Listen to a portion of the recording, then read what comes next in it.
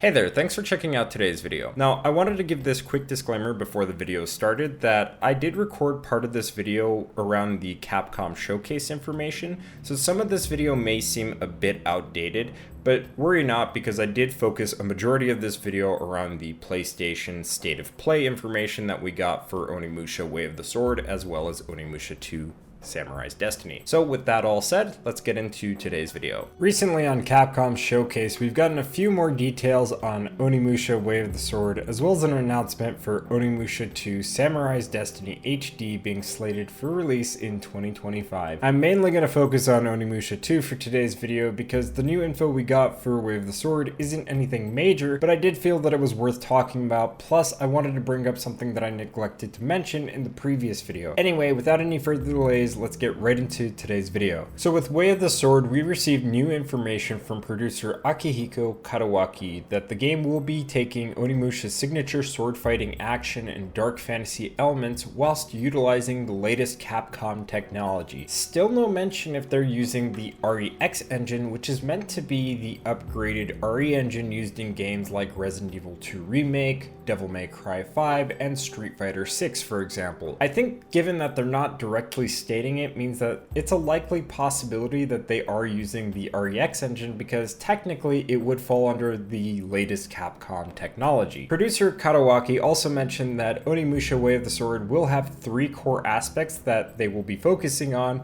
including compelling characters, a new protagonist, as well as enemies that are interesting not just from a visual standpoint. We already knew that Kyoto was the setting for the game, but they did elaborate that the game would be brimming with historic spots that are shrouded in mystery and unsettling backstories. The last core aspect they intend on focusing on is making the game feel like an ultimate sword fighting action game. The director Satoru Nihei also added that we'll be exploring historic locations around Kyoto like Kyodera Mizu Temple in a historic tale of a soul samurai fighting against hordes of Genma.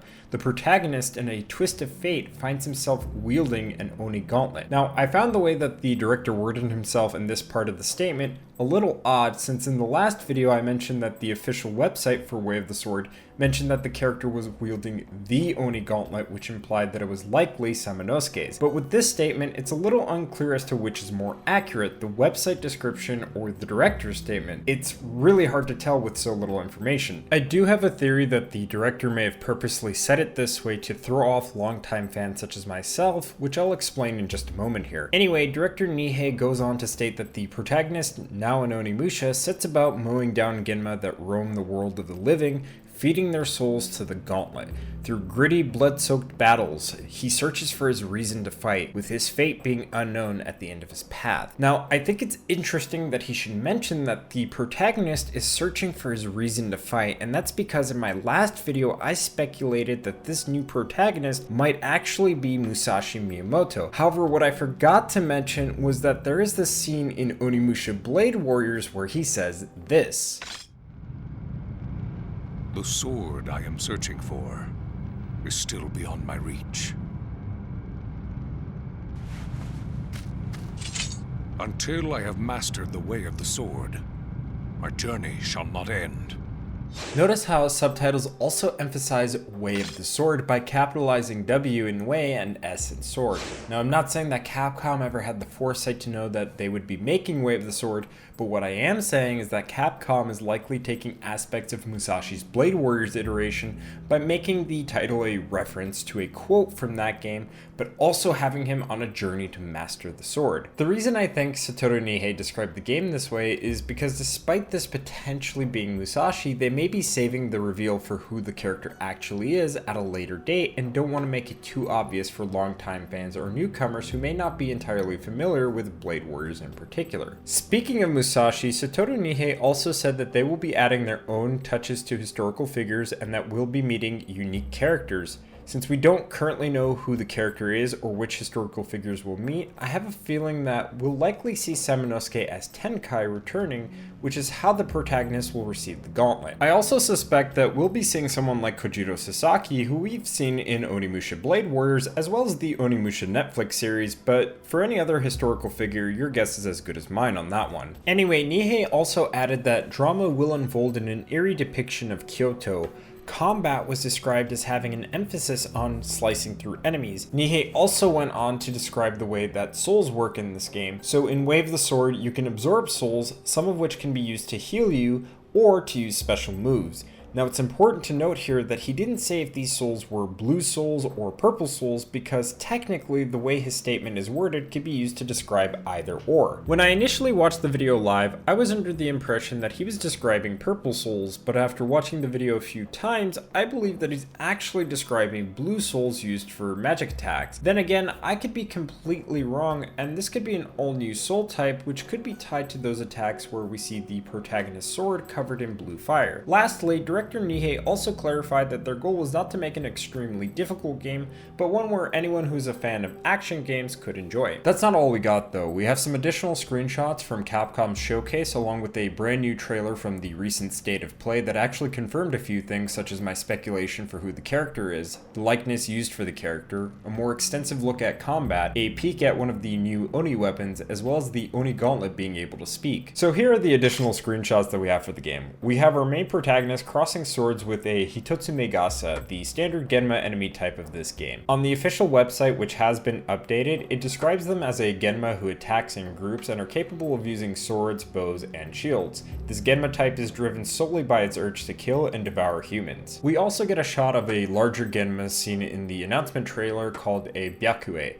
It's described as being an incredibly destructive Genma with unfathomable strength. Capcom has really been focusing on this one in particular, especially in the latest trailer, which I'll touch on in just a moment here. The really nice thing though is that since the official website got updated, Capcom also did provide us with renders for both of these new enemy types. It does make me curious though if we'll see any returning low-level Genma that we've seen in past games, since we've already seen a shot of what looked like Osric from Onimusha Warlords. I have to wonder if Capcom may potentially want to remake the games at least after an Onimusha 3 HD remaster, which I will talk about later on in the video. But I bring this up in particular because Capcom has done something similar with Devil May Cry 5 by featuring enemies that were returning, or at the very least heavily designed to look very reminiscent of enemies from past games. I think that Way of the Sword would be no exception to that, especially since it's likely that they're going to take a similar approach to Devil May Cry by incorporating things that longtime fans such as myself would take notice to, but also something that doesn't alienate newcomers to the series. I also think that this could possibly be a way for them to streamline the development process for potential remakes, because while Capcom for the moment has strictly been focused on remaking Resident Evil titles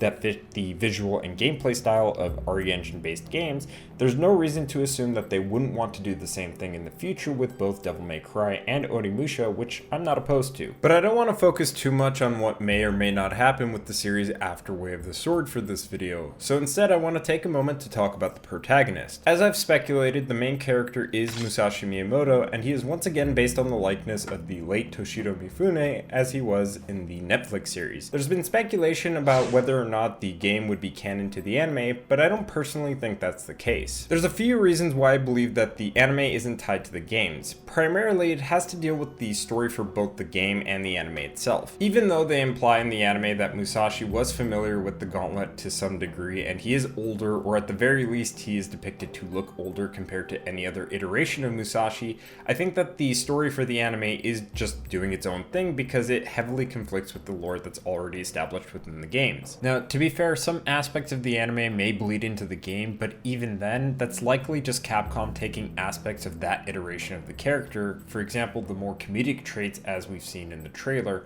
but I don't think that means that the anime is tied to the lore of the games.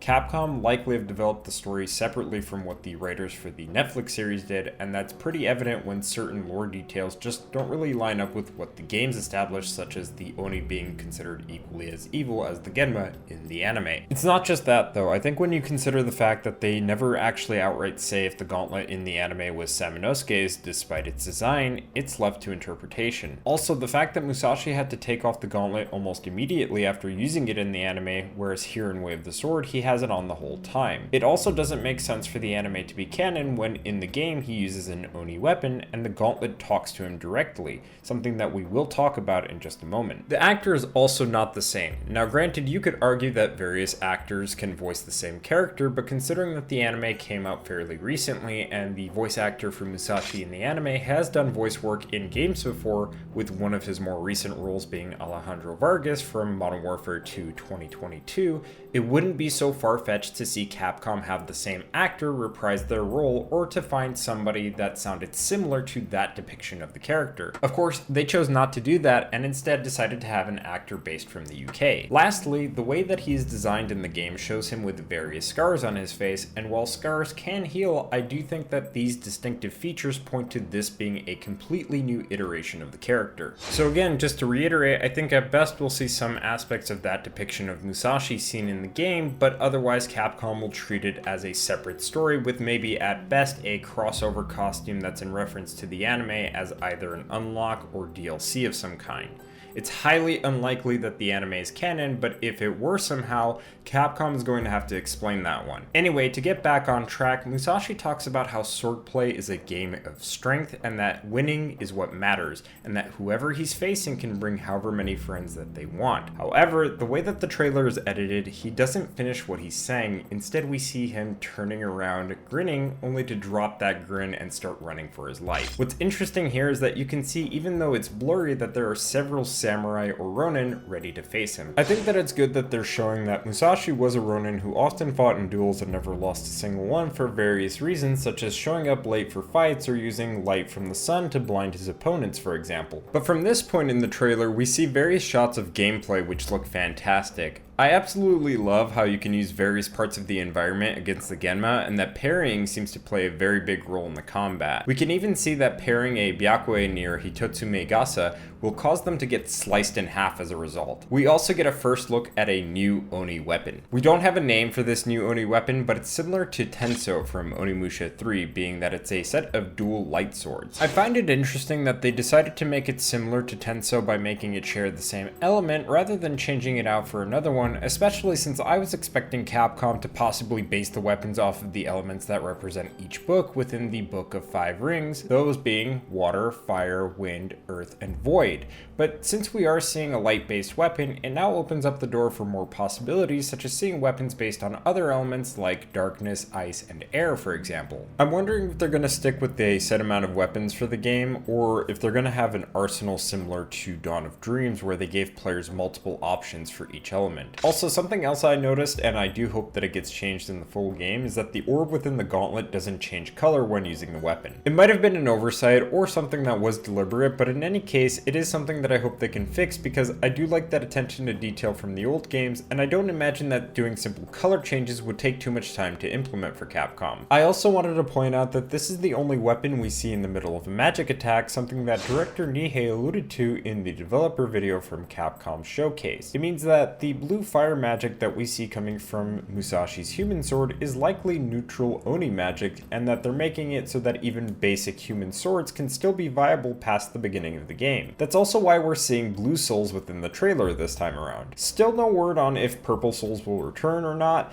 and there is still no word on whether or not projectile-based weapons will return, such as bows and guns, so we'll have to wait and see if Capcom says anything within the coming months. Another thing we see within the trailer is where the Genma spawn in from, which is these glowing masses that swell up within the air. These masses give this visual impression that they almost bleed whatever it is that they're made of. It's different from the smoke that the Genma typically came out of from previous games. Also, something else that I've noticed is that absorbing souls seems to be really fast, but I have to wonder if something about performing soul absorption has changed. Like, if you start to, are you forced to commit to it, or can you just stop at any moment if you feel that focusing on the enemy takes priority? Lastly, I wanted to focus on the gauntlet talking to Musashi. All we know is that a female voice came from the gauntlet, which takes Musashi by surprise, but what we don't know is who the voice belongs to. This isn't something that's been done before in Onimusha, but I do have a theory about it. Since there's a possibility that this might be Samanosuke's gauntlet, this is likely going to be Akko's voice. However, it's possible that it might not be, since they're not speaking in an American English voice for the dub.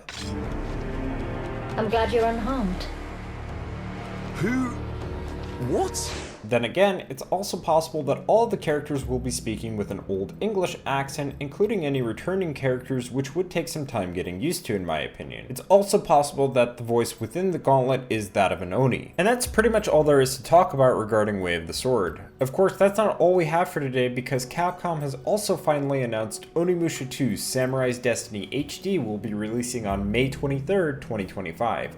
The game is priced at $29.99 USD, and before I get talking about the announcement itself, I do have some concerns regarding the price point. Really quick before I continue on my little rant about the price point of the game, I also wanted to point out that it seems like Capcom might only be releasing this game digitally, which would be very much unfortunate because I want to own a physical copy, especially if an Onimusha 3 HD remaster were to come later down the line, because I want to have every single game physically that is getting remastered for this series because it is one of my favorite franchises of all time. That being said, I just wanted to throw that out there because it's unclear if this is really going to be the case or if it might be a translation error or just some miscommunication on Capcom's end. So just be aware that there's a possibility that this remaster might also be digital only. As much as I love Onimusha 2, I have to ask why the game is priced $10 more than the remaster for Warlords. What does this remaster offer that hasn't been shown off or stated yet by Capcom to really justify the price hike? It's not helped by the fact that the game also comes with pre-order DLC, which includes things like health items, red souls, and the orchestra album. And while I'm not against the orchestra album or any potential cosmetic DLC, I don't really like the fact that they're adding in consumable items as DLC, especially in a game like this where both the items and the souls can be earned in the game very fast, which makes the DLC very unnecessary in my opinion. So I hope if there is any other DLC in the game that it's purely cosmetic and that this DLC is the only one of its kind. Speaking of cosmetics, Capcom is introducing a save data transfer feature into 2 that gives players who have save data of Onimusha Warlords a free Samanosuke skin, albeit with a redesigned Oni gauntlet. They specify that this new costume is purely cosmetic with your stats determined by the armor that you have equipped, but it does have me curious to know if it will visually change alongside the gauntlet based on the level of your armor. Like, let's say if you have Jubei's armor at level 2, would that make the costume resemble the Holy Armor and the level 2 gauntlet, or is it just going to stay the same for the entirety of the game? It also has me thinking, will OU or any other character in the game have similar costumes in reference to other Onimusha characters? Capcom mentioned that this remaster will have new features and quality of life changes, so what if that's part of the new features that they're referring to? One of the new features to this remaster is that they're adding in a new mode known as Hell Mode, which is very similar to Devil May Cry's Hell in Hell mode. This remaster is seemingly being done in-house, so there's a possibility that they may introduce other additional modes such as a Samanosuke or Soki mode for instance, which would let us play as either one of those protagonists while having the rest of the cast having skins in reference to various characters throughout the series. This isn't too far out of the realm of possibilities since Capcom has done this before with Resident Evil 0 for example. It's also possible that they may run some community events online for things like additional costumes or maybe even additional weapon skins, all of which in my opinion are somewhat going to justify that price point being increased because this is all new content that could be potentially thrown into the game. Even though I am concerned about the price increase, I will admit that I did pre-order the game digitally for PS4 and I also received the game via gift on Steam, and I do intend on purchasing the game physically as soon as the pre-orders for a physical copy go up. It's mostly because of the fact that I just love this game and this series so much that I refuse to let it die.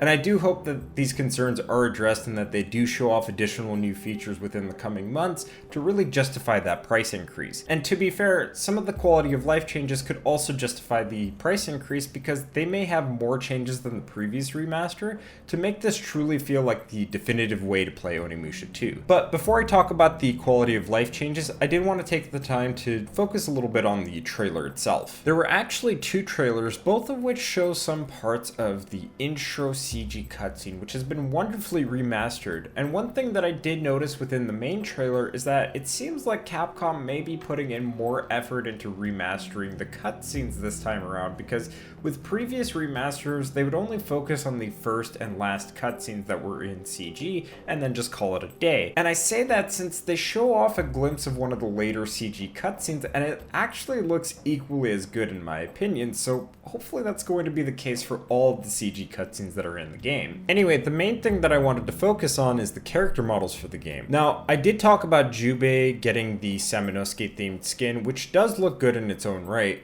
But that one aside, all of the character models look really good, and in the trailer they zoom in on them a lot. My guess is because, from what I've been able to tell just with the teaser trailer, was that they were using brand new character models with higher quality textures that weren't in the original game, which I think helps this remaster look even better than the original. Also, the way that the backgrounds look are a little different. I can't say for certain if they're going through a similar process to the Resident Evil Remake and Zero HD remasters, where they go by a room by room, lighting by lighting, case by case basis, where they recreate certain parts of the game in full 3D for the remaster. What I can tell for sure is that the backgrounds are slightly more detailed and vibrant than before. Here are some of my own images that are taken from the PS2 original release in 480i, upscaled and deinterlaced by the RetroTink 5X Pro in 1440p, in comparison to what Capcom has shared officially from the remaster in 1080p.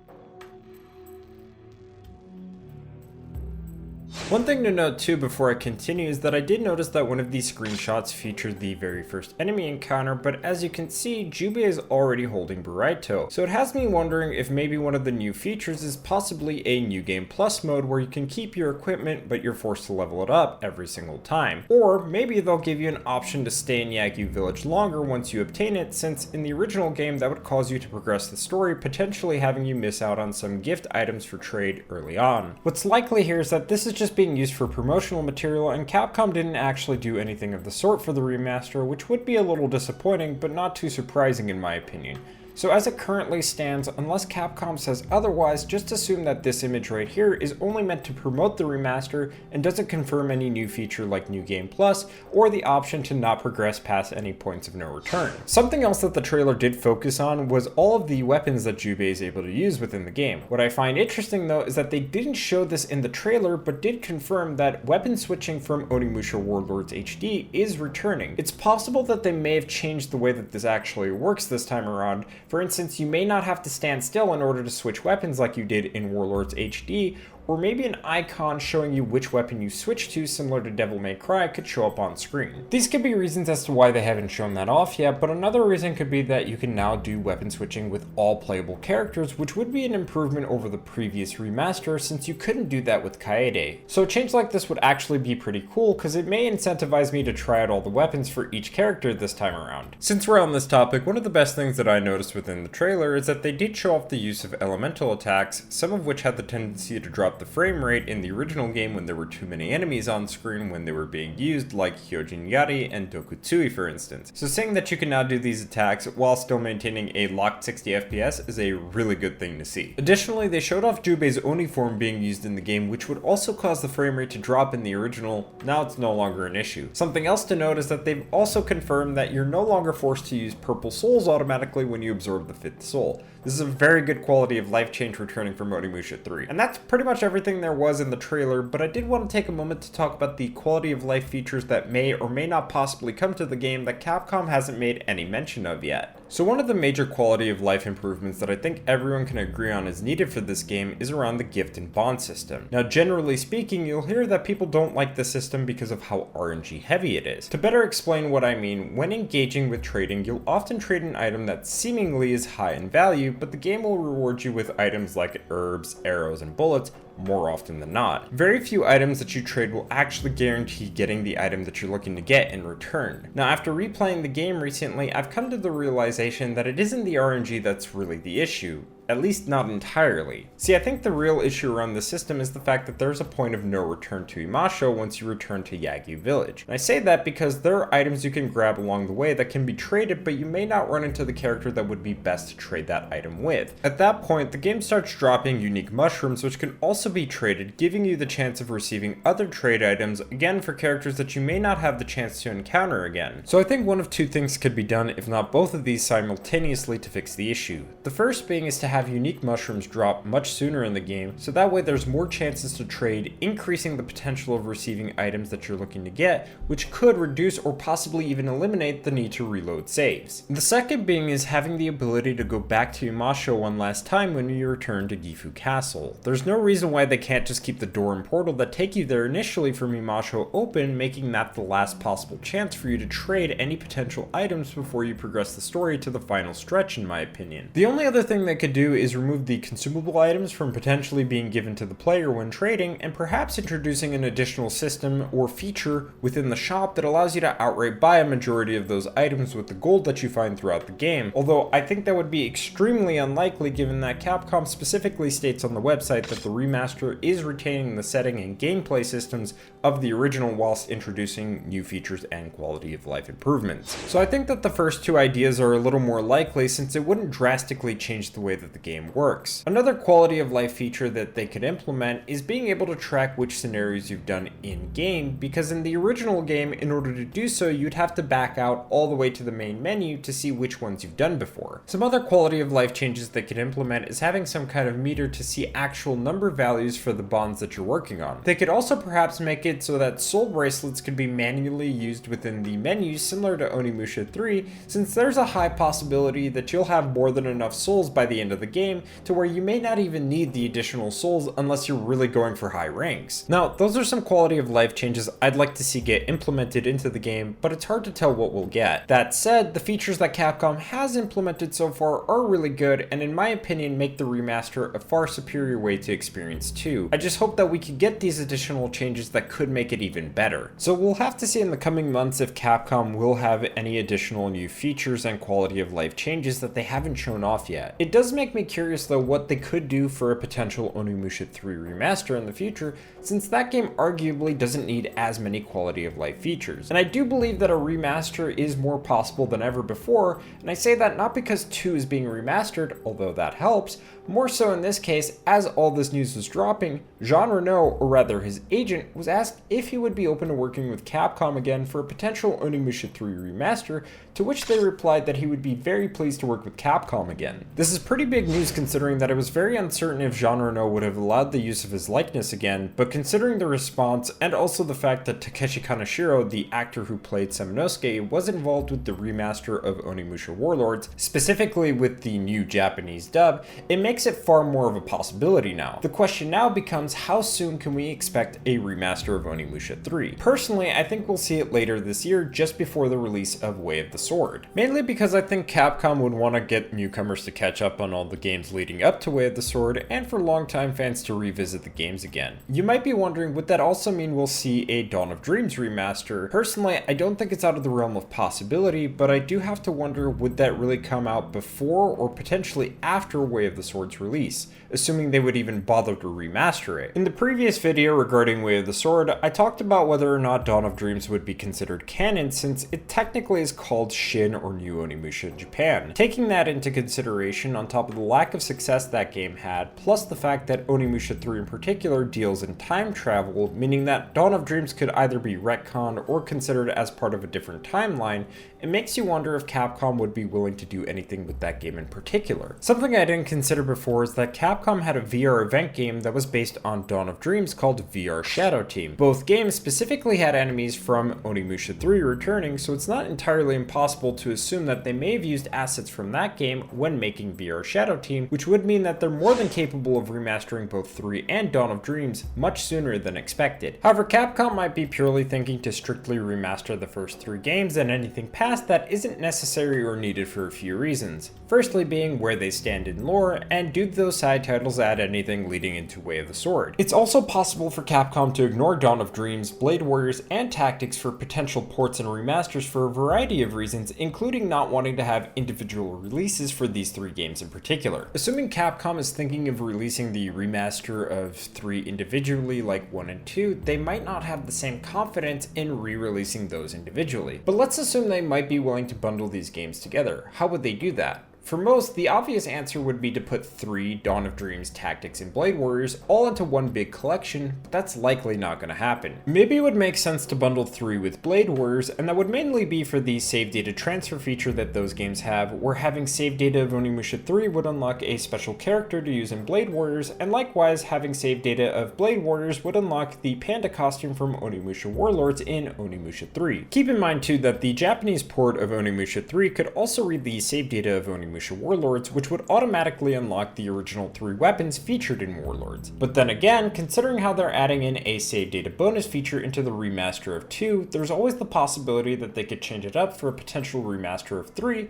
where instead of reading the data of Blade Warriors, it would instead read the data of Onimusha 2 HD instead. So that would mean that there's a possibility that they may cut the Blade Warriors specific save data bonus, or just have it as an automatic unlock, making it unnecessary to bundle those 2 games together. So that leaves the possibility of seeing Capcom potentially doing an Onimusha Side Stories collection where the games that would least likely be sold on their own get bundled. But there's a slight problem with this too because of 2 reasons. One is that Capcom could simply refuse to do a remaster of these 3 games specifically, instead opting to release them as digital-only backwards compatible titles for PS4 and 5, at least for Blade Warriors and Dawn of Dreams. Personally, I really wouldn't want that even for Dawn of Dreams because I want to be able to support this series as much as possible, even with remasters of games that I might not like or care for within the series. However, it would be better than to see Capcom do nothing with them at all, which is also a likely possibility. The other thing is that, hypothetically speaking, Capcom could, in theory, include Blade Warriors in a potential Capcom Fighting Game Collection 3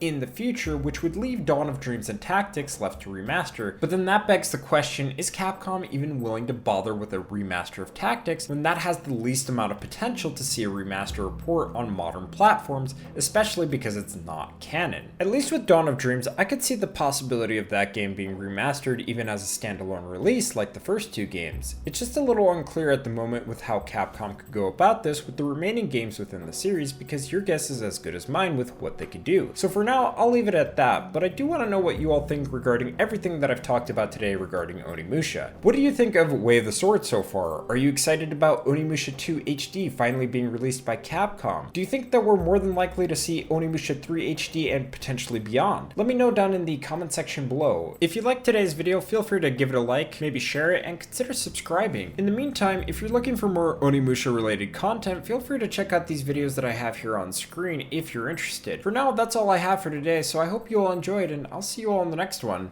Matane!